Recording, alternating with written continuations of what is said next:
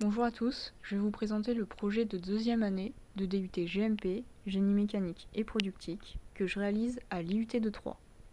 Je m'appelle Salomé et je me suis associée avec deux de mes camarades pour créer la hydrésine. Comment l'idée de ce projet pluridisciplinaire et personnel m'est venue? C'est très simple. Cet été, pendant une après-midi, je me suis promenée sur une ligne de chemin de fer qui est désaffectée et près de chez moi. Et c'est en marchant à côté de ces rails, qui ne sont plus en service, que j'ai imaginé la création d'un petit véhicule que l'on pourrait poser dessus. En d'autres termes, ce petit véhicule nous ferait découvrir plus agréablement les paysages. Par conséquent, à la rentrée, j'ai proposé mon idée à mon professeur encadrant et à mes camarades de classe. Notre équipe de 3 a commencé par réaliser une analyse fonctionnelle de notre système. L'outil le plus parlant est ce diagramme. Les éléments en gris clair sont les éléments environnants de notre hydrésine. Nous avons identifié les fonctions principales et les fonctions contraintes.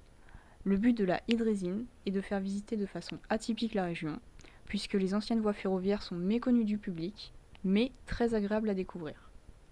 Le second but de notre système est d'utiliser un moteur électrique, afin de ne pas se fatiguer, comme on pourrait le faire avec des cyclodrésines par exemple. Au niveau des fonctions contraintes, la hydrésine doit posséder un habitacle confortable pour 2 personnes, mais il faut également qu'elle s'adapte sur les rails, qu'elle soit transportable, sûre et plaise aux utilisateurs. Nous avons ensuite effectué une veille technologique afin de nous inspirer des habitacles de drésine existantes. À gauche, on peut voir les premières drésines, dites à bras, puis en haut à droite, les cyclodrésines, et en dessous, les drésines solaires qui sont utilisées en Allemagne. Nous allons tester notre hydrésine sur l'ancienne ligne 6. La carte à gauche montre le trajet qui était réalisé par les trains et la photo à droite est prise dans le chemin d'Herbigny à Saint-Léger-près-Troyes.